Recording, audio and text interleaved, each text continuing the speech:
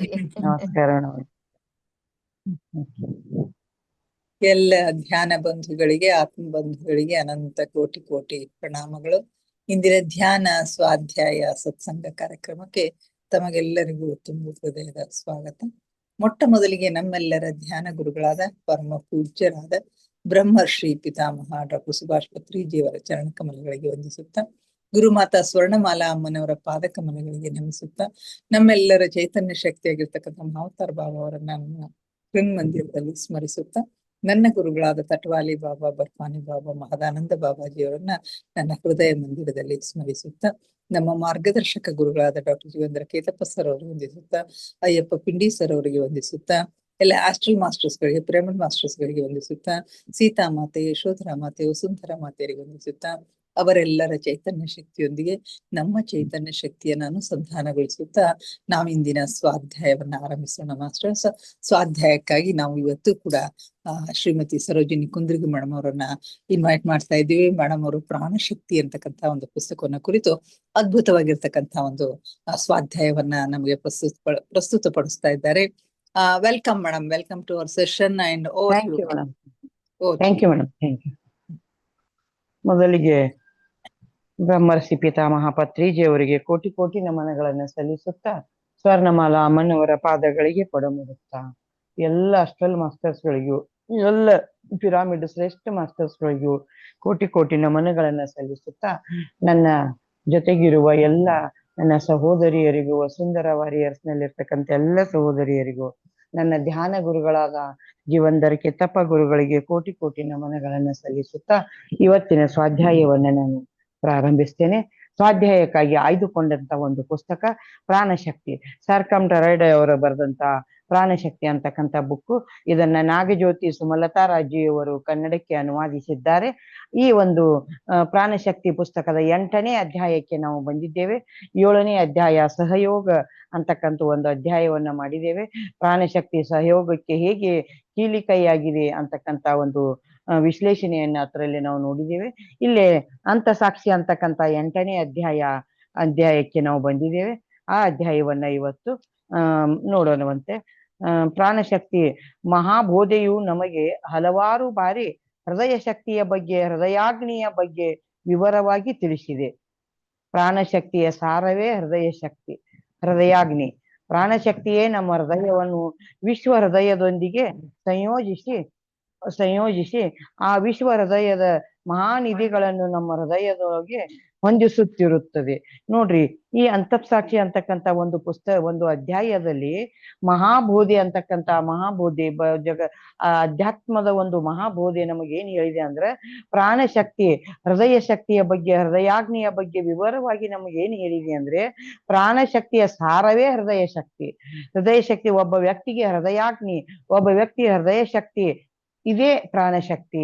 ಪ್ರಾಣಶಕ್ತಿ ನಮ್ಮ ಹೃದಯವನ್ನು ವಿಶ್ವ ಹೃದಯದೊಂದಿಗೆ, ಯಾವಾಗಲೂ ನಮ್ಮ ಒಂದು ಹೃದಯವನ್ನ ವಿಶ್ವ ಹೃದಯದೊಂದಿಗೆ ಏಕಾಗ್ರಗೊಳಿಸುವುದೇ ಪ್ರಾಣಶಕ್ತಿ ಅಂತಕ್ಕಂಥದ್ದನ್ನು ಹೇಳಿದ್ದಾರೆ. ಆ ನಂತರ ಈ ವಿಧದಲ್ಲಿ ಮಾನವನಿಗೆ ಸರಿಯಾದ ಮಾರ್ಗದರ್ಶನವು ಪ್ರಾಣಶಕ್ತಿಯಿಂದ ಲಭಿಸುತ್ತದೆ. ನಮ್ಮ ಹೃದಯವು ಆ ಮಹಾವಿಶ್ವ ಹೃದಯದ ಜೀವ ವಿದ್ಯುದಯಸ್ಕಾಂತ ಕ್ಷೇತ್ರದಲ್ಲಿ ಅನುಸಂಧಾನಿಸಲಾಗದೆ ಇದ್ದರೆ ನಾವು ಯಾವ ದಿಕ್ಕು ತಿಳಿಯದೆ ಮರುಭೂಮಿಯಲ್ಲಿ ಸುತ್ತುತ್ತಲೇ ಈ ಅಲೆಮಾರಿಗಳಾಗಿ ನಮ್ಮ ಜೀವನಕ್ಕೆ ವಿರುದ್ಧವಾಗಿ, ನಮ್ಮ ಸುರಕ್ಷತೆಗೆ ವಿರುದ್ಧವಾಗಿ ಅಲೆದಾಡುತ್ತಾ ಇರಬೇಕಾಗುತ್ತದೆ. ಯಾವಾಗ ನಾವು ವಿಶ್ವ ಕ್ಷೇತ್ರಾಗ್ನಿಯೊಂದಿಗೆ ಒಂದಾಗ್ತೀವಲ್ಲ, ನಮ್ಮ ಹೃದಯವನ್ನ ವಿಶ್ವ ಹೃದಯದೊಂದಿಗೆ ಒಂದ್ ಮಾಡ್ಕೊಂತೀವಲ್ಲ, ಅವಾಗ ನಮಗೆ ಸರಿಯಾದ ಒಂದು ನೆಲೆ ಸಿಗ್ತದೆ. ನಾವು ಆ ಕೆಲಸವನ್ನ ಮಾಡದೆ ಹೋದ್ರೆ, ನಮಗ್ ಒಂದ್ಸಾರಿ ನಾವು ವಿಶ್ವ ಹೃದಯಕ್ಕೆ ಒಂದಾಗದೆ ಹೋದ್ರೆ, ನಾವು ಈ ಒಂದು ಮರುಭೂಮಿಯಲ್ಲಿ ತಿರುಗಾಡ್ತಕ್ಕಂಥ ಅನಾಥ ಪ್ರಾಣಿಯಂತೆ ಅಲೆಮಾರಿಗಳಾಗಿ ತಿರುಗಬೇಕಾಗ್ತದೆ. ನಮಗೆ ಯಾವುದೇ ಒಂದು ಮುಕ್ತಿ ದೊರೆಯೋದಿಲ್ಲ, ಮತ್ತೆ ಭೂಮಿಯೂ ಕೂಡ ನಮ್ಮನ್ನ ಉಳಿಸ್ಕೊಳ್ಳೋದಿಲ್ಲ ಅಂತಕ್ಕಂಥ ಮಾತನ್ನ ಇಲ್ಲಿ ಹೇಳ್ತಾರೆ. ಅದಕ್ಕಾಗಿ ನಾವು ಯಾವಾಗಲೂ ಕೂಡ ಈ ವಿಶ್ವ ಹೃದಯದೊಂದಿಗೆ, ಈ ಒಂದು ಸೃಷ್ಟಿಯ ನೆಲೆಯೊಂದಿಗೆ ನಾವು ಒಂದಾಗಿ ಇರಬೇಕು ಅಂತಕ್ಕಂಥ ಮಾತನ್ನ ಇದು ಹೇಳ್ತದೆ. ನಾವು ಈ ರೀತಿ ಸೃಷ್ಟಿಯ ನೆಲೆಯಲ್ಲಿ ಒಂದಾಗ್ಬೇಕು ಅಂತಂದ್ರೆ, ಈ ಒಂದು ವಿಶ್ವ ಹೃದಯದಲ್ಲಿ ಒಂದಾಗ್ಬೇಕು ಅಂತಂದ್ರೆ, ಈ ಪ್ರಾಣಶಕ್ತಿಯೇ ಅದಕ್ಕೆಲ್ಲ ರಹದಾರಿಯನ್ನ ಮಾಡಿಕೊಡ್ತದ ಅಂತಕ್ಕಂಥದ್ದನ್ನ ಇಲ್ಲಿ ಹೇಳ್ತಾ ಇದ್ದಾರೆ. ಆ ನಂತರ ನಮ್ಮ ಹೃದಯವು ಆ ಸಹೃದಯದೊಂದಿಗೆ ಅನುಸಂಧಾನವಾದಾಗ ಮಾತ್ರವೇ ನಮ್ಮಲ್ಲಿ ನಾವು ಹೇಳಿಕೊಳ್ಳುವ ಆತ್ಮಸಾಕ್ಷಿ, ಮನಸ್ಸಾಕ್ಷಿ, ಅಂತಃಕರಣ ಎಂಬುದು ನಮ್ಮಲ್ಲಿ ಸಿದ್ಧವಾಗುತ್ತದೆ. ನೋಡ್ರಿ, ನಾವು ಯಾವಾಗ ವಿಶ್ವ ಹೃದಯದೊಂದಿಗೆ ಒಂದಾಗ್ತೀವಿ, ಅನುಸಂಧಾನಗೊಳ್ಳುತ್ತೀವಿ, ಆವಾಗ ನಮ್ಮಲ್ಲಿ ಆತ್ಮಸಾಕ್ಷಿ ಅನ್ನೋದು, ಮನಸ್ಸಾಕ್ಷಿ ಅನ್ನೋದು, ಅಂತಃಕರಣ ಎಂಬುದು ನಮ್ಮಲ್ಲಿ ಸಿದ್ಧವಾಗುತ್ತದೆ. ನೋಡ್ರಿ, ಒಬ್ಬ ವ್ಯಕ್ತಿ ಈ ಒಂದು ಕರುಣೆಯ ಭಾವದಿಂದ ಅಥವಾ ಅಂತಃಕರಣದ ಸಹಯೋಗದಿಂದ ನಾವು ಈ ವಿಶ್ವ ಹೃದಯದಲ್ಲಿ ಒಂದಾದಾಗ, ವಿಶ್ವದ ಒಂದು ಪರಿಸ್ಥಿತಿಯನ್ನ ಅರ್ಥ ಮಾಡ್ತಾ ವಿಶ್ವದ ಹೃದಯದಲ್ಲಿ ಒಂದಾದಾಗ, ಆ ಒಂದು ಕ್ಷೇತ್ರಾಗ್ನಿಗೆ ನಾವು ಸಹಯೋಗ ಹೊಂದಿದಾಗ ನಮಗ ಆತ್ಮಸಾಕ್ಷಿ ಬಲಗೊಳ್ತದ. ಅಷ್ಟ ಅಲ್ಲ, ಮನಸ್ಸಾಕ್ಷಿ ಹೆಚ್ಚಾಗ್ತದ. ಜೊತೆಗೆ ಮನುಷ್ಯನ ಯಾವ ವ್ಯಕ್ತಿ ಈ ಒಂದು ವಿಶ್ವ ಹೃದಯದಲ್ಲಿ ಒಂದಾಗ್ತಾನಲ್ಲ, ಆತನಿಗೆ ಅಂತಃಕರಣ ಅಂತಕ್ಕಂಥದ್ದು ಹೆಚ್ಚಿನ ಪ್ರಮಾಣದಲ್ಲಿ ಲಭಿಸ್ತದ ಅಂತಕ್ಕಂಥದ್ದನ್ನ ಇಲ್ಲೇ ಹೇಳ್ತಾ ಇದ್ದಾರೆ. ಆ ನಂತರ ಆತ್ಮಸಾಕ್ಷಿಯು ಆ ಚೈತನ್ಯವನ್ನು ಪ್ರವೃದ್ಧಿಗೊಳಿಸಿಕೊಳ್ಳುತ್ತಾ ನಮ್ಮ ಆಲೋಚನೆಗಳನ್ನು, ಮಾತುಗಳನ್ನು, ಕ್ರಿಯೆಗಳನ್ನು ತನ್ನ ಅಧೀನದಲ್ಲಿ ಇಟ್ಟುಕೊಳ್ಳಲು ಸಾಧ್ಯವಾಗುತ್ತದೆ. ನಾವು ವಿಶ್ವ ಹೃದಯದೊಂದಿಗೆ ಒಂದಾದಾಗ ಮಾತ್ರ ನಮ್ಮ ಆತ್ಮಸಾಕ್ಷಿ, ನಮ್ಮ ಮನಸ್ಸಾಕ್ಷಿ ಜಾಗೃತವಾಗಿ ನಮ್ಮ ಮಾತನ್ನ, ನಮ್ಮ ಕ್ರಿಯೆಗಳನ್ನ, ನಮ್ಮ ಆಲೋಚನೆಗಳನ್ನ ನಮ್ಮ ಅಧೀನದಲ್ಲಿ ನಾವು ಇಟ್ಕೊಳ್ತೀವಿ. ನಮ್ಮಿಂದ ಯಾವ ಒಂದು ಸಣ್ಣ ಒಂದು ಹರಿವು ಕೂಡ, ಒಂದು ಮಿಸ್ಟೇಕು ಕೂಡ ಆಗ್ಲಿಕ್ಕೆ ಈ ಪ್ರಾಣಶಕ್ತಿ ಬಿಡೋದಿಲ್ಲ. ಅದಕ್ಕಾಗಿ ನಮಗೆ ಯಾವಾಗಲೂ ನಾವು ವಿಶ್ವ ಹೃದಯದೊಂದಿಗೆ ಒಂದಾಗಿ ಸಮ್ಮಿಲನವಾಗಿ ಸಹಯೋಗ ಹೊಂದತಕ್ಕಂಥದ್ದನ್ನ ನಾವು ಧ್ಯಾನದ ಮುಖಾಂತರ ಮಾಡ್ಕೊಳ್ಬೇಕು, ಪ್ರಾಣಶಕ್ತಿಯ ಮಾರ್ಗದ ಮುಖಾಂತರ ನಾವು ಮಾಡ್ಕೊಳ್ಬೇಕು ಅಂತಕ್ಕಂಥದ್ದನ್ನ ಇಲ್ಲೇ ಹೇಳ್ತಾ ಇದ್ದಾರೆ. ನಮ್ಮ ಮನಸ್ಸನ್ನು ನಾವೇ ಗಮನಿಸಿ ನಿಯಂತ್ರಿಸುವುದು ಸಾಮರ್ಥ್ಯವನ್ನು ನಮಗೆ ಅನುಗ್ರಹಿಸುವ ಸಾಧನವನ್ನು ವಿಶೇಷವಾಗಿ ನಿರ್ಮಾಣ ಮಾಡುತ್ತದೆ. ನೋಡ್ರಿ, ನಮ್ಮ ಮನಸ್ಸನ್ನೇ ನಾವು ಗಮನಿಸಿ ನಿಯಂತ್ರಿಸುವ ಸಾಮರ್ಥ್ಯವನ್ನು ನಾವು ಹೊಂದಿದ್ದೇ ಆದ್ರೆ ಇಲ್ಲಿ ನಾವು ವಿಶೇಷವಾಗಿ ನಿರ್ಮಾಣ ಮಾಡ್ತಕ್ಕಂಥ ಹೊಸ ಹೊಸ ಸೃಷ್ಟಿಗೆ ನಾವು ಕಾರಣರಾಗ್ತೇವೆ ಅಂತಕ್ಕಂಥದ್ದನ್ನ ನೋಡ್ಬೋದು. ನೋಡ್ರಿ, ಯಾವ ವ್ಯಕ್ತಿಗೆ ಮನಸ್ಸಾಕ್ಷಿ, ಅಂತಃಸಾಕ್ಷಿ ಇರೋದಿಲ್ಲವಾ, ಅಂತಃಕರಣ ಇರೋದಿಲ್ಲಲ್ಲ, ಆ ಮನುಷ್ಯನಿಂದ ಈ ಭೂಮಿಯ ಮೇಲೆ ಇನ್ನೊಂದನ್ನ ಸೃಷ್ಟಿಸ್ಲಿಕ್ಕೆ ಯಾವತ್ತೂ ಸಾಧ್ಯವಾಗೋದಿಲ್ಲ. ಅದಕ್ಕಾಗಿ ಅಂತಃಕರಣ ಅಂತಕ್ಕಂಥ ಒಂದು ಭಾವನೆ ಅಥವಾ ಒಂದು ಅಂಶ ವ್ಯಕ್ತಿಯ ದೊಡ್ಡದಾದಂತ ಒಂದು ಮನಸ್ಸಿನ ಸಾಕ್ಷಿ ಅಂತಕ್ಕಂಥದ್ದನ್ನು ನಾವಿಲ್ಲಿ ನೋಡಬಹುದು. ಆದ್ದರಿಂದ ವಿಶಾಲವಾದ ಈ ಒಂದು ಆತ್ಮಶಕ್ತಿ, ಅಂತಃಶಕ್ತಿ ಒಳಗೆ ನಾವು ವಿಶ್ವ ಹೃದಯದೊಳಗೆ ನಮ್ಮ ಹೃದಯವನ್ನ ಯಾವತ್ತೂ ಲೀನಗೊಳಿಸಿಕೊಂಡಿರ್ಬೇಕು ಅಂತಕ್ಕಂಥದ್ದನ್ನ ಇಲ್ಲೇ ಹೇಳ್ತಾ ಇದ್ದಾರೆ. ಈ ಸಾಧನವನ್ನು ಪ್ರಾಣಶಕ್ತಿಯೇ ಕೆಲಸ ಮಾಡಿಸುತ್ತಿರುತ್ತದೆ. ಈ ಸಾಧನಕ್ಕೆ ಪ್ರಾಣಶಕ್ತಿಯ ಹರಿವು ನಿಂತ ಕೂಡಲೇ ಅದು ಜಡವಾಗಿ ಶಿಲೆಯಂತೆ ಅಚಲವಾಗಿ ಬಿಡುತ್ತದೆ. ಮರಗಟ್ಟಿದಂತೆ ನಿಷ್ಕ್ರಿಯಗೊಂಡಿರುವ ಅಂತಃಕರಣವು ಅಂಧಕಾರವನ್ನು, ಅಜ್ಞಾನವನ್ನು ಒಳಗಡೆಗೆ ಆಹ್ವಾನಿಸಿ ವ್ಯಸನ ವ್ಯಾಮೋಹಗಳಿಗೆ, ಸ್ವಾರ್ಥಕ್ಕೆ ಬಾಗಿಲುಗಳನ್ನು ತೆರೆದು ಬಿಡುತ್ತದೆ. ನೋಡ್ರಿ, ಯಾವಾಗ ನಮ್ಮಲ್ಲಿ ಪ್ರಾಣಶಕ್ತಿ ಅಂತಕ್ಕಂಥದ್ದು ಕೆಲಸ ಮಾಡದೆ ಹೋದ್ರೆ, ನಾವು ಪ್ರಾಣಶಕ್ತಿಯನ್ನ, ನಮ್ಮ ವಿಶ್ವ ಕ್ಷೇತ್ರಾಗ್ನಿಯನ್ನ ನಮ್ಮಲ್ಲಿ ತಗೊಳ್ಳದೆ ಹೋದ್ರೆ ಆ ಮನುಷ್ಯನ ಒಳಗಿರ್ತಕ್ಕಂಥ ಒಂದು ಶಕ್ತಿ ಜಡವಾಗಿ ಹೋಗ್ತದ, ಶಿಲೆಯಂತೆ ಅಚಲವಾಗಿ ನಿಂತು ಹೋಗ್ತದ, ಮರುಗಟ್ಟಿ ಹೋಗ್ತದ, ನಿಷ್ಕ್ರಿಯಗೊಳ್ತದ. ಆವಾಗ ಅದು ಒಂದು ಅಂಧಕಾರದ ಒಂದು ಗೂಡು ಆಗ್ತದ, ಅಂಧಕಾರದ ಒಂದು ಅಂಶ ಆಗ್ತದ. ಆ ಅಂಧಕಾರದ ಒಂದು ಗೂಡಾದಾಗ ಅಲ್ಲಿ ವ್ಯಸನಗಳು, ವ್ಯಾಮೋಹಗಳು, ಸ್ವಾರ್ಥಪರ ಭಾವನೆಗಳು ಒಳಗಾಗ್ತಾವ. ಆ ಬಾಗಿಲುಗಳನ್ನು ತೆರೆದು ವಿಚಾರ ಶೂನ್ಯನಾದ ಮನುಷ್ಯ ಈ ಬುದ್ಧಿಗಳಿಗೆ, ವ್ಯಸನಕ್ಕೆ, ವ್ಯಾಮೋಹಕ್ಕೆ, ಸ್ವಾರ್ಥಕ್ಕೆ ಒಳಗಾಗಿ ಅದು ಒಂದು ಸ್ಮಶಾನದಂತ ಬೀಡಾಗಿ ಬಿಡುತ್ತದೆ ಅಂತಕ್ಕಂಥದ್ದನ್ನ ಇಲ್ಲೇ ಹೇಳ್ತಾರ. ಅದಕ್ಕಾಗಿ ಪ್ರತಿ ಅಂತಃಸಾಕ್ಷಿಗೂ ಕೂಡ ನಾವೇನ್ಬೇಕು, ಪ್ರಾಣಶಕ್ತಿಯ ನೆಲೆ ಅಂತಕ್ಕಂಥದ್ದು ಎಷ್ಟಿರ್ತದ ಅಷ್ಟು ಆ ಹೃದಯ ವಿಶ್ವ ಹೃದಯವಾಗಿ ಪರಿವರ್ತನೆ ಆಗ್ತದ ಅಂತಕ್ಕಂಥದ್ದನ್ನ ಇಲ್ಲಿ ಹೇಳಿದ್ದಾರೆ. ವಿಕಾರವಾದ ಆಲೋಚನೆಗಳಿಂದ, ಪರನಿಂದೆ ದೋಷಣೆಗಳಿಂದ, ಅಸೂಯೆ ದ್ವೇಷಗಳಿಂದ, ತೀವ್ರವಾದ ಉದ್ಯೋಗಗಳಿಂದ, ದೇವರ ರಾಜ್ಯ ಕ್ಷೇತ್ರ ದ್ರೋಹಗಳ ಸಂಕಲ್ಪಗಳಿಂದ, ವಿಧ್ವಂಸಕ ಚಟುವಟಿಕೆಗಳಿಂದ ಈ ವ್ಯಸನ ವ್ಯಾಮೋಹಗಳ ಸ್ವಾರ್ಥವು ಮನುಷ್ಯನಲ್ಲಿ ಸ್ಥಳ ಮಾಡಿಕೊಳ್ಳುತ್ತವೆ. ನೋಡ್ರಿ, ಎಂಥ ವಿಶಿಷ್ಟವಾದಂತ ಮಾತನ್ನ ಇಲ್ಲಿ ಹೇಳ್ತಾ ಇದ್ದಾರೆ. ವಿಕಾರವಾದ ಆಲೋಚನೆಗಳು, ಮನುಷ್ಯನಿಗೆ ದುಷ್ಟವಲ್ಲ ಆಲೋಚನೆಗಳು, ವಿಕಾರವಾದ ಆಲೋಚನೆಗಳು ಯಾವತ್ತೂ ಇರಬಾರ್ದು. ಈ ಆಲೋಚನೆಗಳಿದ್ರ, ಪರನಿಂದೆಯನ್ನು ಮಾಡ್ತಾ ಇದ್ರ, ಇನ್ನೊಬ್ಬರನ್ನ ನಿಂದಿಸೋದು, ಇನ್ನೊಬ್ಬರ ಬಗ್ಗೆ ದುಷ್ಟ ಮಾತುಗಳನ್ನಾಡೋದು, ಇನ್ನೊಬ್ಬರ ದೋಷಾರೋಪಗಳನ್ನ ಎನಿಸೋದು, ಇಂಥ ಭಾವನೆಗಳಿದ್ರ, ಅಸೂಯೆ ಇದ್ರೆ ಮನುಷ್ಯನೊಳಗೆ ನೋಡ್ರಿ, ಅಸೂಯೆ ಅಂತಕ್ಕಂಥದ್ದು ಇಷ್ಟು ದೊಡ್ಡ ಬೆಂಕಿ ಅಲ್ಲ, ಇಷ್ಟು ದೊಡ್ಡ ವಿಷ ಅಲ್ಲ. ಅದು ಆ ಆ ಆ ಒಂದು ಅಂಶ ಯಾರ ಮನಸ್ಸಿನಲ್ಲಿ ಇರ್ತದ ಆ ವ್ಯಕ್ತಿ ಜೀವನದಲ್ಲಿ ಯಾವತ್ತೂ ಕೂಡ ವಿಶ್ವಹೃದಯಿ ಆಗ್ಲಿಕ್ಕೆ ಸಾಧ್ಯ ಇಲ್ಲ, ಮತ್ತು ಆತ ಎಂದೂ ಉದ್ಧಾರ ಆಗ್ಲಿಕ್ಕೆ ಸಾಧ್ಯ ಇಲ್ಲ. ಅಸೂಯೆ ಯಾರ ಬಗ್ಗೆಯೂ, ಯಾವ ವಸ್ತುವಿನ ಬಗ್ಗೆಯೂ, ಯಾವ ದೇಶದ ಬಗ್ಗೆಯೂ, ಯಾವ ಅಂಶದ ಬಗ್ಗೆಯೂ ಮನುಷ್ಯನ ಹೃದಯದಲ್ಲಿ ಯಾವತ್ತೂ ಅಸೂಯೆ ಇರಕೂಡದು ಅಂತಕ್ಕಂಥದ್ದನ್ನ ಇಲ್ಲಿ ಸಿದ್ದೇಶ್ವರ ಸ್ವಾಮೀಜಿಗಳು ಕೂಡ ತಮ್ಮ ಮಾತಿನಲ್ಲಿ ಹೇಳಿದ್ದಾರೆ. ದ್ವೇಷಗಳಿಂದ, ತೀವ್ರವಾದ ಉದ್ವೇಗ ನೋಡ್ರಿ, ಮನುಷ್ಯ ಯಾವಾಗ ಈ ವಿಕಾರ ಭಾವನೆಗಳನ್ನು ಹೊಂದುತ್ತಾನಲ್ಲ, ಆವಾಗ ಆತನ ಹೃದಯ ಉದ್ವೇಗದಿಂದ ತುಂಬಿರ್ತದೆ. ಯಾವಾಗಲೂ ಆತನ ಹೃದಯ ಯಾವ ನೆಲೆಗೂ ಇರೋದಿಲ್ಲ, ದಳಪಡಿಸ್ತಾ ಇರ್ತದೆ. ಯಾವತ್ತೂ ಕೂಡ ದ್ವೇಷ ತುಂಬಿಕೊಂಡಂತ ಒಂದು ಹೃದಯ ಯಾವತ್ತು ಚಡಪಡಿಸ್ತಾ ಇರ್ತದೆ, ಉದ್ವೇಗಗೊಳ್ತಾ ಇರ್ತದೆ. ದೇವರ ರಾಜ್ಯ ಕ್ಷೇತ್ರ ದೋಹಗಳ ಸಂಕಲ್ಪದಿಂದ ವಿಧ್ವಂಸಕ ಚಟುವಟಿಕೆಗಳಿಂದ ಈ ವ್ಯಸನ ವ್ಯಾಮೋಹಗಳ ಸ್ವಾರ್ಥವು ಮನುಷ್ಯನಲ್ಲಿ ಸ್ಥಳ ಮಾಡುತ್ತದೆ. ಇದರಿಂದ ಏನಾಗ್ತತಿ, ಈ ಉದ್ವೇಗಕ್ಕೆ ಒಳಗಾದಂತ ಒಂದು ಮನಸ್ಸು ವ್ಯಸನಗಳಿಗೆ, ವ್ಯಾಮೋಹಗಳಿಗೆ, ದುಷ್ಟ ಕೃತ್ಯಗಳಿಗೆ, ಸ್ವಾರ್ಥಪರ ಭಾವನೆಗಳಿಗೆ ಒಳಗಾಗುತ್ತದೆ ಅಂತಕ್ಕಂಥದ್ದನ್ನ ಇಲ್ಲಿ ಲೇಖಕರು ಬಹಳ ಸುಂದರವಾಗಿ ವ್ಯಕ್ತಪಡಿಸಿದ್ದಾರೆ. ಮಾಸ್ಟರ್ಸ್, ನೋಡಿ, ನಮ್ಮ ಹೃದಯದಲ್ಲಿ ನಾವು ಎಷ್ಟು ಸ್ವಚ್ಛವಾದಂತ, ನಿರ್ಮಲವಾದಂತ ಒಂದು ಮನೋಭಾವನೆಯನ್ನು ಇಟ್ಟುಕೋತೇವಲ್ಲ, ಅಷ್ಟು ಸ್ವಚ್ಛವಾದಂತ ಕ್ಷೇತ್ರಾಗ್ನಿಯನ್ನು ನಾವು ಹೊಂದಲಿಕ್ಕೆ ಸಾಧ್ಯದ, ಅಷ್ಟು ಸ್ವಚ್ಛವಾದಂತ ಅಂತಃಸಾಕ್ಷಿಯನ್ನು ನಾವು ಹೊಂದಲಿಕ್ಕೆ ಸಾಧ್ಯದ ಅಂತಕ್ಕಂಥದ್ದನ್ನ ಇಲ್ಲಿ ನೋಡ್ಬೋದು ನಾವು. ಪ್ರಾಣಶಕ್ತಿ ಲೋಪಿಸಿದ ಮನುಷ್ಯರು ತರ್ಕ, ವಿವೇಚನೆ ಶಕ್ತಿ, ವಿಚಕ್ಷಣ ಜ್ಞಾನಗಳು ನಾಶವಾಗಿ ಒಂದು ಯಂತ್ರದಂತೆ ತಯಾರಾಗುತ್ತದೆ. ನೋಡ್ರಿ, ಆ ಪ್ರಾಣಶಕ್ತಿ ಲೋಪವಾದಾಗ ಮನುಷ್ಯನ ತರ್ಕ, ವಿವೇಚನ, ವಿಚಕ್ಷಣ, ಜ್ಞಾನ ಅಂತಕ್ಕಂಥದ್ದೆಲ್ಲ ಒಂದು ಕ್ರಿಯೆ ಒಳಗೆ ಹೋಗ್ಬಿಡ್ತದ, ನಿಂತು ಹೋಗ್ಬಿಡ್ತದ ಅಂತಕ್ಕಂಥದ್ದನ್ನ ಇಲ್ಲಿ ಹೇಳ್ತಾರ. ಆ ವ್ಯಕ್ತಿಗೆ, ಯಾವ ವ್ಯಕ್ತಿ ಉದ್ವೇಗಕ್ಕೆ ಒಳಗಾಗ್ತಾನೋ, ಯಾವ ವ್ಯಕ್ತಿ ಅಸೂಯೆಗೆ ಒಳಗಾಗ್ತಾನೋ, ದ್ವೇಷಪರ ಭಾವನೆ ಹೊಂದುತ್ತಾನೋ, ಆತನ ತರ್ಕ ಹಾಳಾಗಿ ಹೋಗ್ಬಿಡ್ತದ. ಆತನಿಗೆ ವಿವೇಚನೆಯೇ ಬರೋದಿಲ್ಲ, ವಿಚಕ್ಷಣೆ ಅಂತಕ್ಕಂಥದ್ದಂತೂ ಮೊದಲೇ ಬರೋದಿಲ್ಲ. ಜ್ಞಾನವನ್ನ ನಾಶ ಮಾಡ್ಕೊಳ್ತಾನ ವ್ಯಕ್ತಿ, ಒಂದು ಅಂಧಕಾರದ ಗೂಡಿಗೆ ನೂಕಿ ಬಿಡ್ತಾನ ಅಂತಕ್ಕಂಥದ್ದನ್ನ ಇಲ್ಲೇ ಹೇಳ್ತಾರ. ಅದಕ್ಕಾಗಿ ಮನುಷ್ಯನಲ್ಲಿ ಯಾವತ್ತೂ ಅಸೂಯೆ, ದ್ವೇಷ, ಈ ಇಂಥ ಭಾವನೆಗಳು ಇರಲೇ ಕೂಡದು ಅಂತಕ್ಕಂಥದ್ದನ್ನ ಇಲ್ಲಿ ವ್ಯಕ್ತಪಡಿಸ್ತಾರೆ. ಪ್ರಾಣಶಕ್ತಿಯನ್ನು ನಿರಂತರವಾಗಿ ಹೊಂದುತ್ತಾ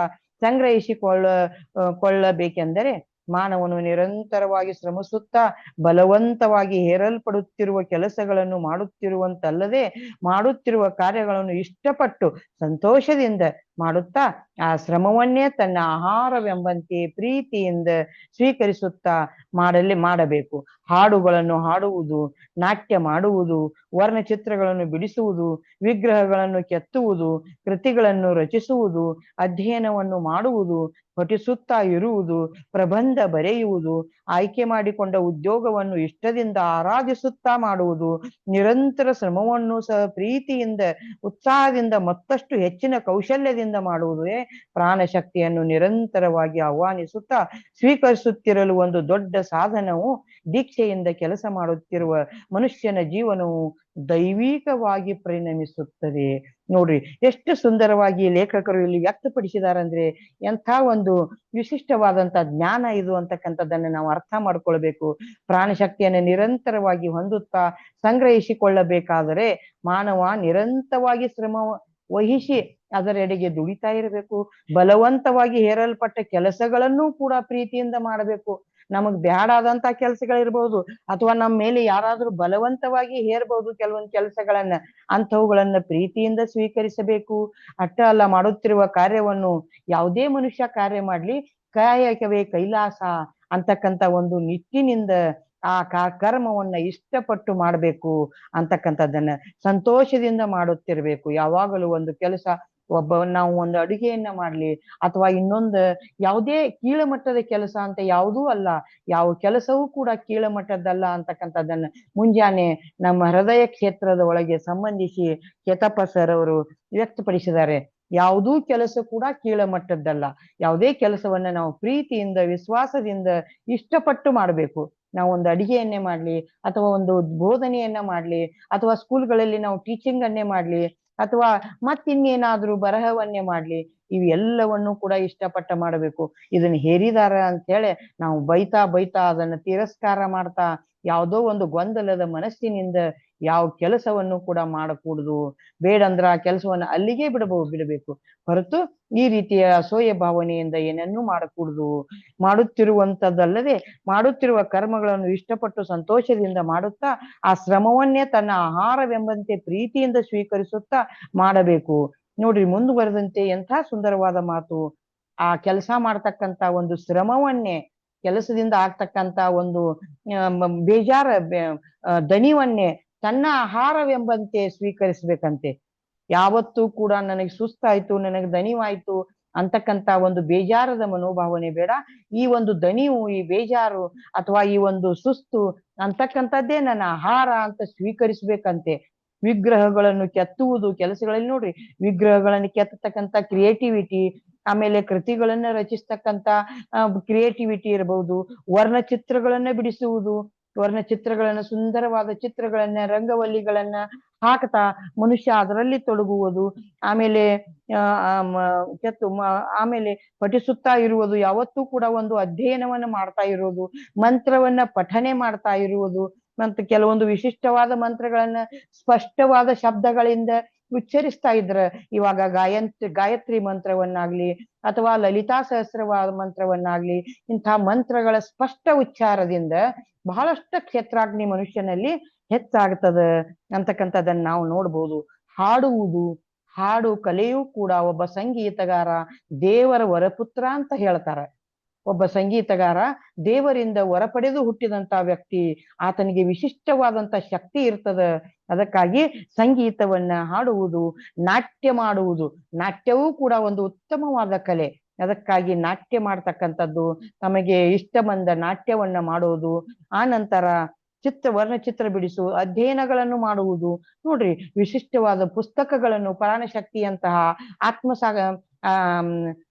ಕೇತಪ್ಪ ಸರ್ ಅವರದ್ದು ಒಂದು ಶೀತಾಯನದಂತಹ, ಆತ್ಮಾಯನದಂತಹ ಒಂದು ಪುಸ್ತಕಗಳನ್ನು ಯಾವಾಗೂ ಅಧ್ಯಯನ ಮಾಡ್ತಾ ಇರಬೇಕು. ವಿಶಿಷ್ಟವಾದ ಪುಸ್ತಕಗಳನ್ನ ಒಬ್ಬ ವ್ಯಕ್ತಿ ತನ್ನ ಜೊತೆಗೆ ತನ್ನ ಗೆಳೆಯನನ್ನಾಗಿ ಪ್ರತಿನಿತ್ಯವೂ ತನ್ನೊಂದಿಗೆ ಒಂದು ಪುಸ್ತಕವನ್ನು ಹೊಂದಿರಬೇಕು, ಅದನ್ನು ಓದುತ್ತಾ ಇರಬೇಕು ಅಂತಕ್ಕಂಥದ್ದು ಕೂಡ ಇಲ್ಲಿ ಹೇಳ್ತಾ ಇದ್ದಾರೆ. ಆಮೇಲೆ ಈ ರೀತಿ ಪ್ರಬಂಧವನ್ನ ಬರಿತಕ್ಕಂಥದ್ದು, ನಾವು ಏನಾದ್ರೂ ಪಠಿಸುವುದರ ಜೊತೆಗೆ ತನಗಿಷ್ಟವಾದ ವಿಷಯಗಳ ಮೇಲೆ ಸುಂದರವಾದ ಪ್ರಬಂಧವನ್ನ ರಚನೆ ಮಾಡೋದು.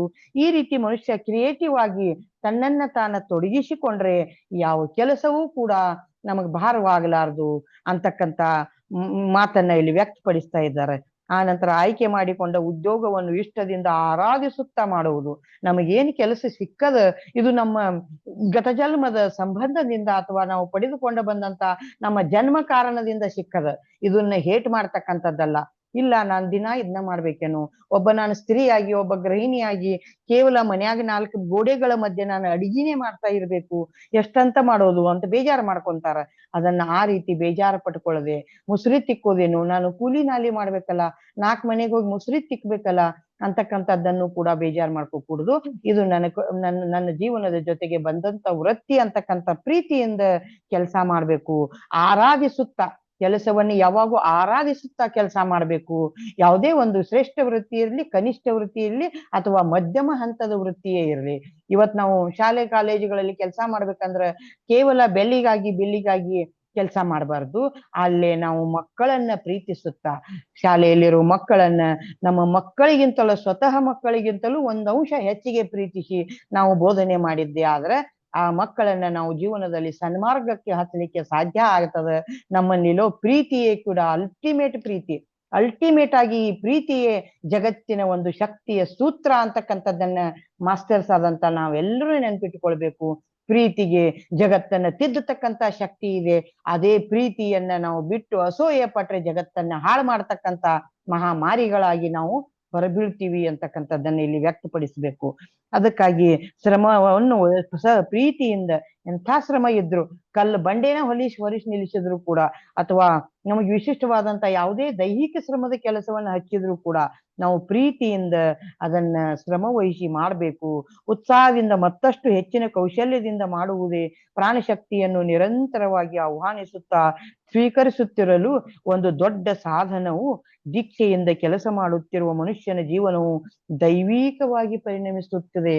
ನೋಡಿ, ನಾವು ಯಾವಾಗ ಅದಕ್ಕಾಗಿ ಬಸವಣ್ಣನವರು ನಮ್ಮ ಕರ್ನಾಟಕದಲ್ಲಿ ಹುಟ್ಟಿ ನಮ್ಮ ಒಂದು ನಾಡಿನಲ್ಲಿ ಹುಟ್ಟಿದಂತ ಚೈತನ್ಯ ಶಕ್ತಿ ಬಸವಣ್ಣ ಇವತ್ತು ವಿಶಿಷ್ಟವಾದ ಆತನ ವಚನಗಳಲ್ಲಿ ಆತನ ದಿವ್ಯ ಜ್ಞಾನ ಇವತ್ತು ಜಗತ್ತಿನ ಯಾವ ಅಧ್ಯಾತ್ಮದಲ್ಲಿಯೂ ಸಿಗಲಾರದಂತ ಒಂದು ದಿವ್ಯ ಜ್ಞಾನ ಅಂತ ಹೇಳ್ತೀನಿ. ಅವ್ರು ಹೇಳಿದಂತ ಕಾಯಕವೇ ಕೈಲಾಸ, ಕಳಬೇಡ ಕೊಲಬೇಡ ಹುಷಿಯ ನುಡಿಯಲು ಬೇಡ, ಅನ್ಯರಿಗೆ ಅಸಹ್ಯ ಪಡಬೇಡ, ತನ್ನ ಬನ್ನಿಸಬೇಡ ಇದಿರು ಹಳಿಯಲು ಬೇಡ, ಇದೇ ಅಂತರಂಗ ಶುದ್ಧಿ ಇದೇ ಬಹಿರಂಗ ಶುದ್ಧಿ, ಇದೇ ಕೂಡಲ ಸಂಗಮನನ್ನು ಒಲಿಸುವ ಪರಿಯು ಕಾಣಯ್ಯ ಅಂತ ಹೇಳಿದ್ದಾರೆ. ನೋಡ್ರಿ ಎಂಥ ಮಾತಿವು, ಎಂಥ ಒಂದೊಂದು ಶಬ್ದದಲ್ಲಿ ಒಂದೊಂದು ಅಕ್ಷರದಲ್ಲಿ ಎಂಥ ವಿಶಿಷ್ಟ ಜ್ಞಾನವೇ ಅಡಗಿದೆ. ಸರಳ ಸುಂದರವಾದ ಶಬ್ದಗಳಲ್ಲಿ ಆ ಒಂದು ವ್ಯಕ್ತಿ ವ್ಯಕ್ತಪಡಿಸಿದಂತ ಒಂದು ಹಿರಿಮೆಯನ್ನ ನಾವು ಮನಸ್ಸಾಕ್ಷಿಯಿಂದ ಒಪ್ಕೋಬೇಕು. ಈ ಒಂದು ವ್ಯಕ್ತಿ ನಮ್ಮ ನಾಡಿನಲ್ಲಿ ಹುಟ್ಟಿದಂತ ಚೈತನ್ಯ ಶಕ್ತಿ ಅಂತಕ್ಕಂಥದ್ದನ್ನ ಅದಕ್ಕಾಗಿ ಇಲ್ಲಿ ಹೇಳ್ತಾ ಇದ್ದಾರೆ. ಕಾಯಕ ಅಂತಕ್ಕಂಥದ್ದು ವರ್ಕ್ ಈಸ್ ವರ್ಶಿಪ್ ಅಂತಕ್ಕಂಥದ್ದು ಜಗತ್ತೇ ಒಪ್ಕೊಂಡಂತ ಮಾತು ಇದು. ಇದಕ್ಕಾಗಿ ನಾವು ಯಾವುದೇ ಕೆಲಸವನ್ನ ಪ್ರೀತಿಯಿಂದ ಮಾಡಿದ್ದೆ ಆದ್ರೆ ಆ ಪ್ರೀತಿ ಆ ಸೊಸೈಟಿಯನ್ನ ತಿದ್ದಬಹುದು, ಆ ಪ್ರೀತಿ ಆ ಕುಟುಂಬವನ್ನ ತಿದ್ದಬಹುದು, ಆ ಪ್ರೀತಿ ಒಬ್ಬ ವ್ಯಕ್ತಿ ಎಷ್ಟೇ ದುಷ್ಟನಾಗಿದ್ರು, ಕಲ್ಲು ಬಂಡೆಯಷ್ಟು ಕಠೋರನಾಗಿದ್ರು ಆತನನ್ನ ತಿದ್ದಿ ತೀಡಿ ಮಾರ್ಗದರ್ಶನ ಕೊಡ್ತಕ್ಕಂತ ಕೆಲಸ ಆಗ್ತದ. ಈ ಒಂದು ಕ್ಷೇತ್ರಾಗ್ನಿಯನ್ನ ವಿಶಿಷ್ಟವಾದಂತ ವಿಶ್ವಕ್ಷೇತ್ರಾಗ್ನಿಯನ್ನ ಹೊಂದಿದಂತ ವ್ಯಕ್ತಿಗೆ, ವಿಶಾಲ ಹೃದಯ ಆದಂತ ವಿಶ್ವ ಹೃದಯ ಆದಂತ ವ್ಯಕ್ತಿಗೆ ಅಸಾಧ್ಯವೆಂಬ ಮಾತೇ ಇಲ್ಲ. ಆದ್ದರಿಂದ ನಾವೆಲ್ಲರೂ ಕೂಡ ಕೆಲಸವನ್ನ ಅಷ್ಟೊಂದು ಪ್ರೀತಿಯಿಂದ ಮಾಡಿದ್ದೇ ಆದ್ರೆ ಜಗತ್ತಿನಲ್ಲಿ ಚೈತನ್ಯ ತುಂಬಿ ತುಳುಕಾಡ್ತದೆ ಅಂತಕ್ಕಂಥದ್ದನ್ನು ನಾವು ನೋಡಬಹುದು. ಹೀಗೆ ಕಾರ್ಯದೀಕ್ಷೆಯಿಂದ ಇರುತ್ತಿರುವ ಮನುಷ್ಯನ ಸುತ್ತಲೂ ಪ್ರಾಣಶಕ್ತಿ ಕ್ರಮೇಣ ಒಂದು ಕಾಂತಿಗೊಳ್ಳದಂತೆ ಸಂಗ್ರಹವಾಗಿ ಒಂದು ರಕ್ಷಕ ಕವಚದಂತೆ ಮನುಷ್ಯನನ್ನು ನಿರಂತರವೂ ವಿಶೇಷವಾಗಿ ರಕ್ಷಿಸುತ್ತದೆ. ನಾವಿಲ್ಲಿ ಉದಾಹರಿಸಬಹುದು. ನೋಡ್ರಿ, ಯಾವ ವ್ಯಕ್ತಿ ಒಂದು ಕಾರ್ಯದ ದೀಕ್ಷೆಯನ್ನ ತಗೊಂಡ್ರೆ ಆ ದೀಕ್ಷೆ ತಗೊಂಡಂತ ಆ ಕಾರ್ಯವನ್ನ ಅದನ್ನ ಹಠ ಹಿಡಿದು ಆ ಕಾರ್ಯವನ್ನು ಎಷ್ಟೇ ಕಷ್ಟ ಬಂದ್ರು ಅದನ್ನ ನಾನು ಸಾಧಿಸಿಯೇ ತೀರ್ತೀನಿ ಅಂತಕ್ಕಂತ ಛಲದಿಂದ ಸನ್ಮಾರ್ಗದಿಂದ ಆ ಮಾರ್ಗದಲ್ಲಿ ನಡೆದಿದ್ದೆ ಆದ್ರೆ ಆತ ಅದರಿಂದ ವಿಶಿಷ್ಟವಾದಂತ ಸಾಧನೆಯನ್ನು ಮಾಡಬಹುದು. ಆತನಿಗೆ ಎದುರು ಬರ್ತಕ್ಕಂತ ಯಾವುದೇ ದುಷ್ಟ ಶಕ್ತಿಗಳು ಅಥವಾ ಯಾವುದೇ ತೊಂದರೆ ತೊಡಕುಗಳೆಲ್ಲ ಎಲ್ಲದರಿಂದಲೂ ಆತ ರಕ್ಷಣೆ ಪಡೆದು ಒಂದು ಸಾಧನೆಯನ್ನ ಮಾಡಬಹುದು ಅಂತಕ್ಕಂಥದ್ದನ್ನ ನಾವು ಇಲ್ಲಿ ಹೇಳಬಹುದು. ನೋಡ್ರಿ, ಒಂದು ಹರಿತವಾದಂತ ಆಯುಧಗಳಿಂದ ಅಥವಾ ಅಣುಬಾಂಬು ಅಟಂಬಾಂಬುಗಳಿಂದ ಸಾಧಿಸಲಾರದಂತ ಕೆಲಸವನ್ನ ಪ್ರೀತಿ ಅಂತಕ್ಕಂತ ಒಂದು ಅಸ್ತ್ರದಿಂದ ಸಾಧಿಸಬಹುದು ಅಂತಕ್ಕಂಥದ್ದನ್ನ ನಾವು ಈ ಗಾಂಧೀಜಿಯವರ ಉದಾಹರಣೆ ತಗೊಂಡು ಹೇಳ್ಬಹುದು. ಇಲ್ಲಿ ಸತ್ಯಾಗ್ರಹ, ಪ್ರೀತಿಯಿಂದ ಸತ್ಯಾಗ್ರಹದಿಂದ ಬ್ರಿಟಿಷರೊಂದಿಗೆ ವರ್ತಿಸಿದಾಗ ಎಷ್ಟೋ ಜೀವಗಳನ್ನ 200 ವರ್ಷಗಳಿಂದ ಕ್ರಾಂತಿ ಮಾಡ್ತಾ ಹೊಡೆದಾಡ್ತಾ ಮೊಘಲರು ಆತು, ಕರ್ನಾಟಕ ಯುದ್ಧಗಳು ಆದವು, ಮರಾಠ ಯುದ್ಧಗಳಾದವು, ಎಲ್ಲ ಆಂಗ್ಲೋ ಮೈಸೂರು ಯುದ್ಧಗಳು ಆದವು. ಈ ಎಲ್ಲ ಯುದ್ಧಗಳಲ್ಲಿ ಎಷ್ಟೋ ಸೈನಿಕರನ್ನ ಬಲಿ ಕೊಟ್ಟಿವಿ. ಆದ್ರೂ ಕೂಡ ನಾವೆಲ್ಲವನ್ನು ಕಳ್ಕೊಳ್ತಾನ ಬಂದಿವಿ. ನಮ್ಮ ಒಂದೊಂದು ಪ್ರಾಂತಗಳನ್ನ ಬ್ರಿಟಿಷರಿಗೆ ಬಿಟ್ಕೊಳ್ತಾನ ಬಂದಿವಿ. ಆದ್ರೆ ಗಾಂಧೀಜಿಯವರು ಒಂದೇ ಒಂದು ಅಸ್ತ್ರದಿಂದ ಗಾಂಧಿ ಯುಗದಲ್ಲಿ ಸತ್ಯಾಗ್ರಹ ಅಂತಕ್ಕಂತ ಒಂದು ಆಗ್ರಹದಿಂದ ಒಂದು ಶಕ್ತಿಯಿಂದ ಪ್ರೀತಿಯಿಂದ ಈ ಒಂದು ಜಗತ್ತಿನಲ್ಲಿ ಸ್ವಾತಂತ್ರ್ಯವನ್ನ ಗಳಿಸ್ಲಿಕ್ಕೆ ಸಾಧ್ಯ ಆಯ್ತು ಅಂತಕ್ಕಂಥದ್ದನ್ನ ನಾವು ನೋಡ್ಬೋದು. ಗಾಂಧೀಜಿಯವರು ಅದಕ್ಕಾಗಿ ಜಗತ್ತಿನಲ್ಲಿ ಮಹಾತ್ಮರು ಅನಿಸ್ಕೊಳ್ತಾರ ಅನ್ನೋದನ್ನು ಕೂಡ ನಾವು ಅರ್ಥ ಮಾಡ್ಕೊಳ್ಬಹುದು.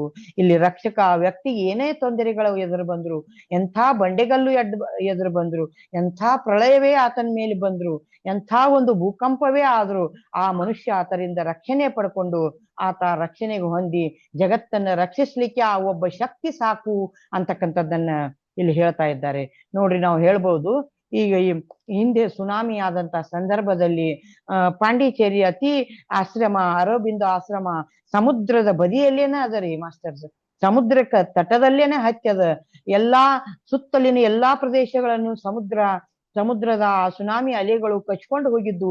ಬಟ್ ಆಶ್ರಮ, ಒಂದು ಅರೋಬಿಂದು ಆಶ್ರಮವನ್ನ, ಆ ಒಂದು ಅಲ್ಲಿರ್ತಕ್ಕಂಥ ಅರೋವಿಲ್ ಅಂತಕ್ಕಂಥ ಆ ಆಶ್ರಮದ ಒಂದು ಮೇರೆಯನ್ನ ದಾಟಿ ಒಂದೇ ಒಂದು ಅಲೆಯೂ ಕೂಡ ಅಪ್ಪಳಿಸ್ಲಿಕ್ಕೆ ಆಗಿರ್ಲಿಲ್ಲ.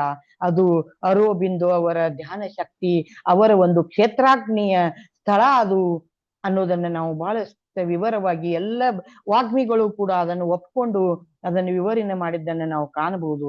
ಅದಕ್ಕಾಗಿ ಒಬ್ಬ ಮನೆಯಲ್ಲಿ ಒಬ್ಬ ವಿಶಿಷ್ಟ ಧ್ಯಾನಿ ಇದ್ರೆ ಆ ಮನೆಗೆ ಬರ್ತಕ್ಕಂಥ ಎಲ್ಲ ಕಂಟಕಗಳು ಕೂಡ ನಿರಂತರವಾಗಿ ಹರಿದು ಹೋಗ್ತಾ ಇರ್ತಾವ. ಎಲ್ಲ ಕಷ್ಟಗಳು ಕೂಡ ಕರಗಿ ನೀರಿನಂತೆ ಹರಿದು ಸುಲಭವಾದಂತ ಮಾರ್ಗ, ಸುಗಮವಾದಂತ ಮಾರ್ಗ ಲಭಿಸ್ತದೆ ಅಂತಕ್ಕಂಥದ್ದನ್ನ ಇಲ್ಲೇ ನಾವು ನೋಡಬಹುದು. ಅದಕ್ಕಾಗಿ ಕುಟುಂಬಗಳಲ್ಲಿ ತಂದೆ ಅನ್ಸ್ಕೊಂಡಂತವ್ರು, ತಾಯಿ ಅನ್ಸ್ಕೊಂಡಂತವ್ರು, ನಿರ್ವಹಣೆ ಮಾಡ್ತಕ್ಕಂಥವ್ರು, ಹಿರಿಯರು ಅನ್ಸ್ಕೊಂಡಂತವ್ರು ನಾವು ಯಾವಾಗಲೂ ಕೂಡ ವಿಶಿಷ್ಟವಾದ ಮನೋಭಾವನೆಗಳಿಂದ ವಿಶ್ವ ಕ್ಷೇತ್ರಾಗ್ನಿಯನ್ನ ಹೊಂದಿ ನಮ್ಮ ಅಂತಃಶಕ್ತಿಯನ್ನ ಯಾವತ್ತೂ ಪರಿಶುದ್ಧವಾಗಿ ಇಟ್ಕೊಂಡದ್ದೇ ಆದ್ರೆ ನಾವು ಬಹಳಷ್ಟು ಲಾಭವನ್ನ ಪಡ್ಕೊಳ್ತೀವಿ. ನಮ್ಮ ಕುಟುಂಬಗಳನ್ನ, ನಮ್ಮ ನಾಡನ್ನ, ನಮ್ಮ ಸಮುದಾಯವನ್ನ, ನಮ್ಮ ದೇಶವನ್ನ, ಈ ಇಡೀ ವಿಶ್ವವನ್ನೇ ನಾವು ಒಂದು ಶ್ರೇಷ್ಠ ಪಥದಲ್ಲಿ ಒಯ್ಲಿಕ್ಕೆ ಸಾಧ್ಯ ಇದೆ ಅಂತೇಳಿ ನಮ್ಮ ಪತ್ರಿಜಿಯವರು ಹೇಳಿದಂತ ಮಾತು ನಿತ್ಯ ಸತ್ಯವಾದಂಥದ್ದು ಅಂತಕ್ಕಂಥದ್ದನ್ನ ನಾವು ಇಲ್ಲಿ ಕೇಳಬಹುದು. ಇಲ್ಲಿಗೆ ಅಂತಃಸಾಕ್ಷಿ ಅಂತಕ್ಕಂಥ ಅಧ್ಯಾಯದ ಸ್ವಾಧ್ಯಾಯವನ್ನ ನಿಲ್ಲಿಸ್ತಾ ಇದ್ದೇನೆ. 31 ಆಗಿದೆ. ಇನ್ ಎಲ್ಲರೂ ಕೂಡ ನಾವು ಧ್ಯಾನಕ್ಕೆ ಹೋಗೋಣ. ಮಾಸ್ಟರ್ಸ್ ಎಲ್ಲರೂ ತಾವು ಸ್ಪೆಕ್ಟ್ ಇದ್ರೆ ತೆಗೆದ್ಬಿಡಿ. ಹ್ಮ್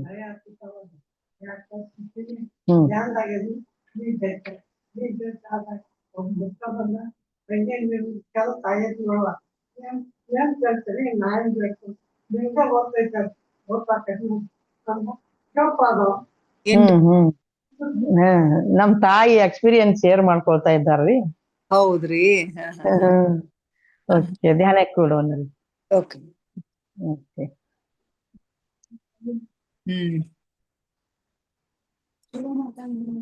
ಭಾಳ ಚಂದ ಮಾತಾಡಿದ್ರಿ. ಎಲ್ಲರೂ ಕೂಡ ಕೈಗಳನ್ನು ಲಾಕ್ ಮಾಡಿಕೊಳ್ಳಿ, ಕಾಲುಗಳನ್ನು ಲಾಕ್ ಮಾಡಿಕೊಳ್ಳಿ, ಅಥವಾ ಪದ್ಮಾಸನದಲ್ಲಿ, ಸುಖಾಸನದಲ್ಲಿ, ವಜ್ರಾಸನದಲ್ಲಿ ಸಾಧ್ಯವಾದರೆ ಕೂಡಬಹುದು. ಉಸಿರಿನ ಮೇಲೆ ನಿಮ್ಮ ಲಕ್ಷ್ಯವನ್ನು ಇಡಿ ಮಾಸ್ಟರ್ಸ್.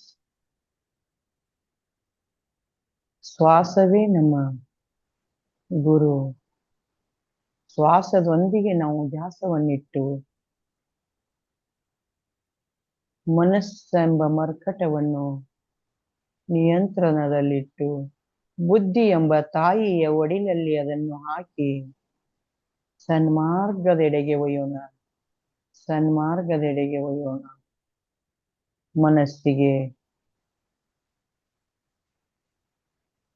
ಎಲ್ಲಿಯೂ ಚಲಿಸದಂತೆ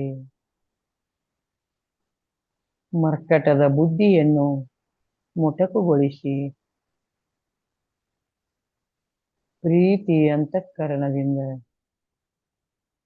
ಸನ್ಮಾರ್ಗವನ್ನು ಹಿಡಿಸಿ ನಮ್ಮ ವಿಶ್ವ ಕ್ಷೇತ್ರಾಗ್ನಿಯನ್ನು ಹೆಚ್ಚು ಮಾಡಿಕೊಳ್ಳೋಣ ಮಾಸ್ಟರ್ಸ್. ವಿಶಾಲ ಹೃದಯಗಳಾಗಿ ವಿಶ್ವ ಹೃದಯದೊಂದಿಗೆ ನೀವು ಒಂದಾಗಿ ಸಸ್ಯಗಳ, ಪ್ರಾಣಿಗಳ, ಕ್ರಿಮಿಕೀಟಗಳ ಕುಟುಂಬದಲ್ಲಿ ನೀವು ಒಬ್ಬರಾಗಿರಿ.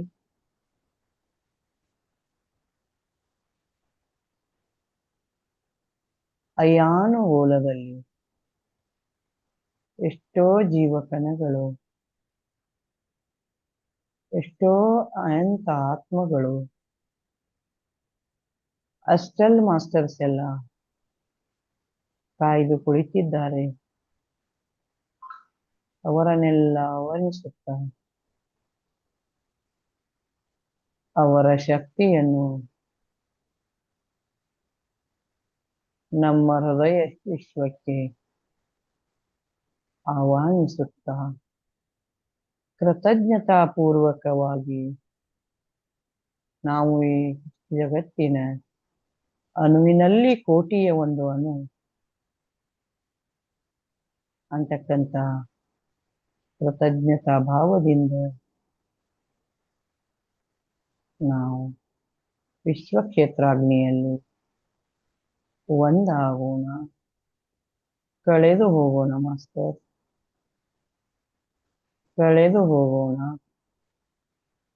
ಅರ್ಧನಾರೀಶ್ವರನ ಪರಮಾತ್ಮನ ಸುಂದರವಾದ ಮುಖದಲ್ಲಿ ನಾವೆಲ್ಲರೂ ಲೀನವಾಗೋಣ.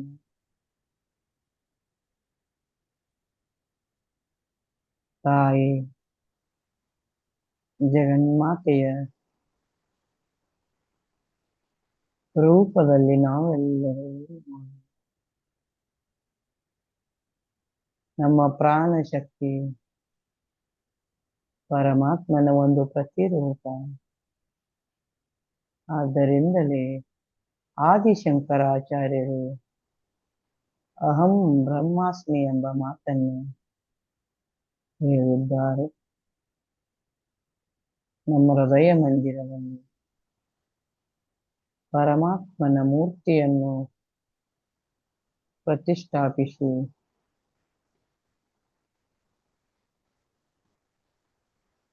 ನಾವು ಆರಾಧಿಸುತ್ತಿರೋಣ. ಆ ಪರಮಾತ್ಮನ ಮೂರ್ತಿ ನಮ್ಮ ಉಸಿರು, ನಮ್ಮ ಜೀವ, ನಮ್ಮ ಪ್ರಾಣವಾಯು ಎಂಬುದನ್ನು ಅರಿಯೋಣ. ಈ ಸತ್ಯವನ್ನು ಸೂಕ್ಷ್ಮವಾಗಿ ಅರಿತುಕೊಂಡು ನಾವೆಲ್ಲರೂ ಧೀರರಾಗೋಣ, ಯೋಧರಾಗೋಣ. ವಿನಾಶಕ್ಕಾಗಿ ಅಲ್ಲ, ಸೃಷ್ಟಿಯನ್ನ ಕಟ್ಟುವುದಕ್ಕಾಗಿ ಯೋಧರಾಗೋಣ. ಸೃಷ್ಟಿಯನ್ನ ಪುನರ್ನಿರ್ಮಿಸಲು ಯೋಧರಾಗೋಣ. ಟೊಂಕ ಕಟ್ಟಿ ನಿಲ್ಲೋಣ, ಟೊಂಕ ಕಟ್ಟಿ ನಿಲ್ಲೋಣ, ಟೊಂಕ ಕಟ್ಟಿ ನಿಲ್ಲೋಣ. ವಿಶ್ವದ ಮೂಲೆಯು ನಮ್ಮದೇ, ಯಾವುದೂ ವ್ಯರ್ಜವಲ್ಲ, ಯಾವುದೂ ವ್ಯರ್ಜವಲ್ಲ, ಯಾವುದೂ ವ್ಯರ್ಜವಲ್ಲ.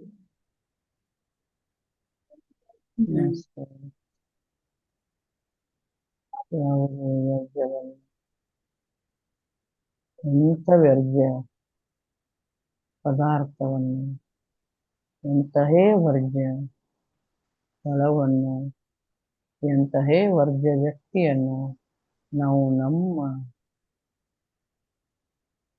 ಶಕ್ತಿಯಿಂದ ಪುನರ್ಸ್ಥಾಪಿಸಬಹುದು. ಅಂತ ಸ್ಫೂರ್ತಿ ಕೊಡಬಹುದು.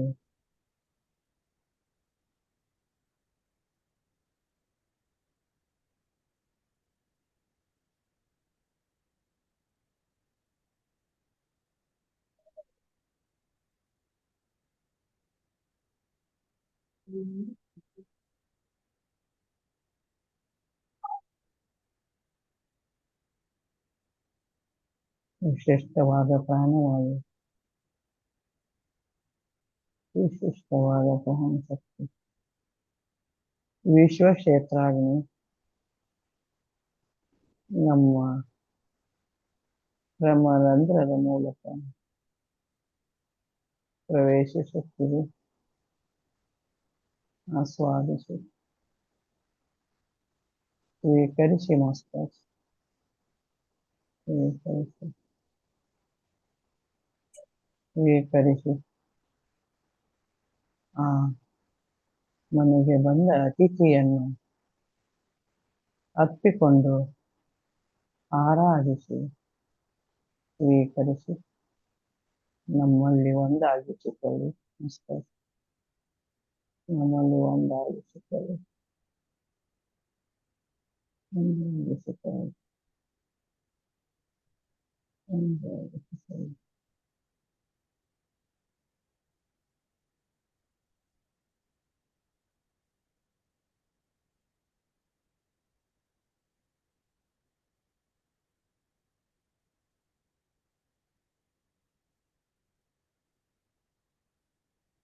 ಜೀರುಂಡೆ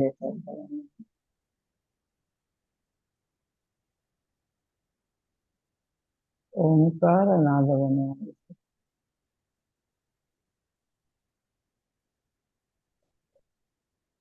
ಕೃಷ್ಣ ಪರಮಾತ್ಮನ ಕೊಳಲು ನಾದವನ್ನು ಆಲಿಸಿ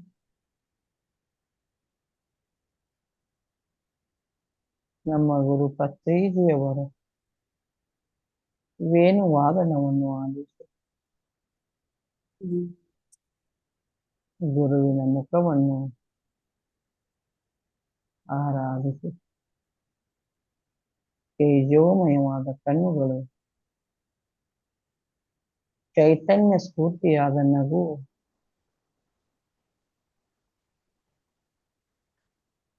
ತಾಯಿಯ ಹೃದಯದಂತಿರುವ ಅಂತಃಕರಣ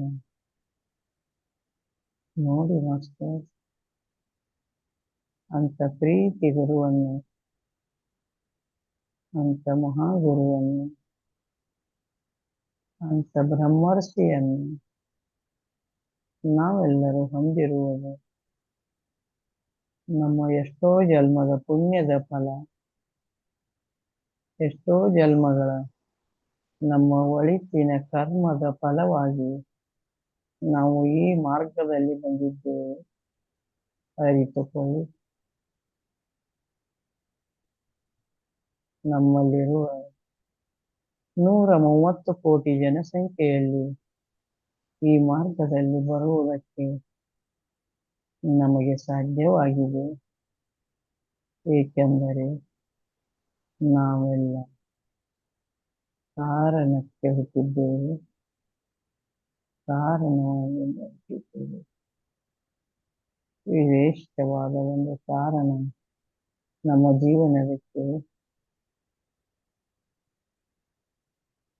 ಜೀವನದ ಕರ್ಮವನ್ನು ನಿಭಾಯಿಸೋಣ ಮಾಸ್ಟರ್ಸ್, ನಿಭಾಯಿಸೋಣ, ನಿಭಾಯಿಸೋಣ, ನಿಭಾಯಿಸೋಣ, ನಿಭಾಯಿಸೋಣ.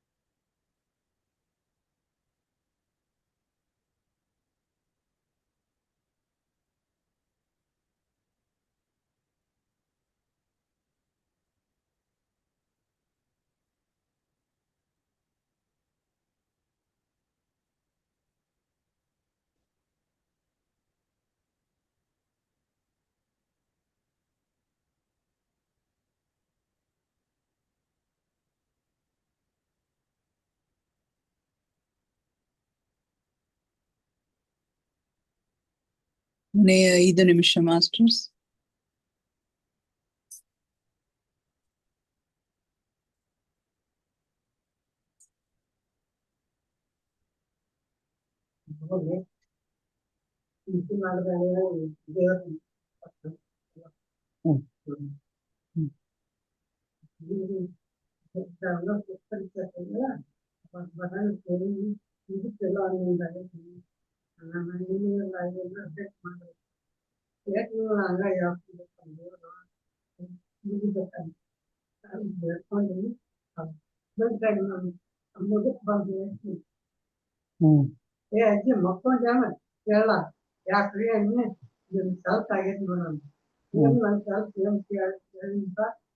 ತಾವು ಕೊಡೋ ಕೇಳಾಕತ್ತೀನಿ ಅದನ್ನ ನೋಡ್ಕೊತೀನಿ ನೀವು ಹೇಳಿದ್ದು ಆಗೈತಿ ನನಗೆ ಗೊತ್ತ ಹ್ಮ್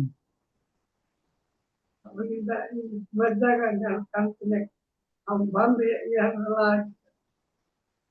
ಹ್ಮ್ ನಾನು ಬೇಡ್ಕೊಂಡು ಹೇಳ್ದಲಾಗಿತ್ತು ಹ್ಮ್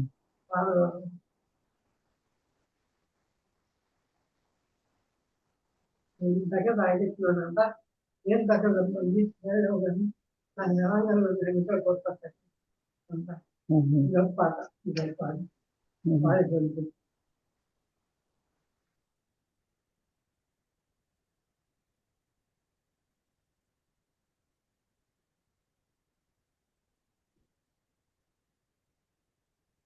ಹೋಗಿದ್ದ ಹ್ಮ್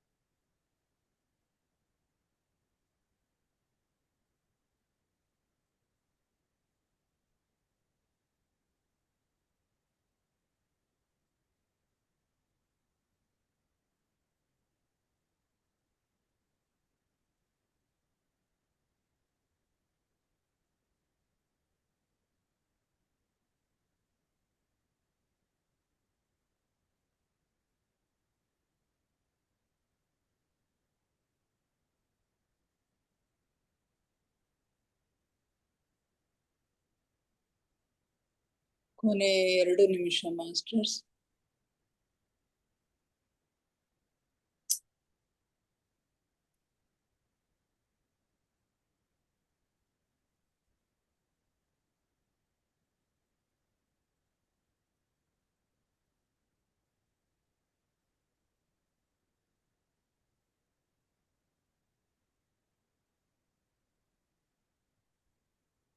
ಕೊನೆ 1 ನಿಮಿಷ.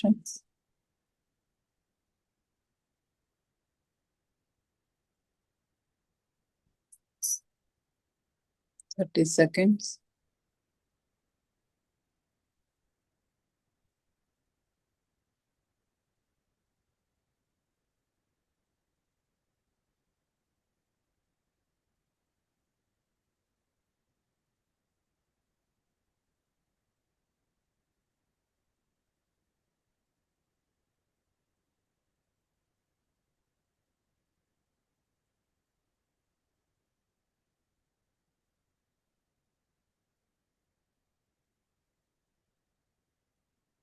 Five, 4, 3, 2, 1, 0. ನಿಧಾನವಾಗಿ ನಿಮ್ಮ ಕೈ ಬೆರಳುಗಳನ್ನು ಬಿಡಿಸ್ಕೊಂಡು ಕಣ್ಣಿನ ಮೇಲೆ ಇಟ್ಕೊಳ್ಳಿ ಮಾಸ್ಟರ್ಸ್ ಫಾರ್ 5 seconds. 5, 4, 3, 2, 1, 0. ನಿಧಾನವಾಗಿ ನಿಮ್ಮ ಕಣ್ಣುಗಳ ಮೇಲಿನ ಕೈಗಳನ್ನು ತೆಗೀರಿ. ಕಣ್ಣುಗಳನ್ನು ನಿಧಾನವಾಗಿ ಓಪನ್ ಮಾಡಿ ಮಾಸ್ಟರ್ಸ್. Thank you everybody. ನಮ್ಮ ಧ್ಯಾನಕ್ಕೆ ಶಕ್ತಿಯನ್ನ ನೀಡಿ ನಮ್ಮೊಂದಿಗೆ ಕುಳಿತು ಧ್ಯಾನ ಮಾಡಿದ ಎಲ್ಲ ಮಾಸ್ಟರ್ಸ್ಗಳಿಗೆ ನಾನು ಕೋಟಿ ಧನ್ಯವಾದಗಳನ್ನು ಅರ್ಪಿಸುತ್ತಾ ನಮ್ಮೊಂದಿಗೆ ಧ್ಯಾನಿಸುತ್ತಾ ಎಲ್ಲರಿಗೂ ಮತ್ತೊಮ್ಮೆ ಧನ್ಯವಾದಗಳನ್ನು ಅರ್ಪಿಸುತ್ತಾ ಥ್ಯಾಂಕ್ ಯು ಎವ್ರಿಬಡಿ.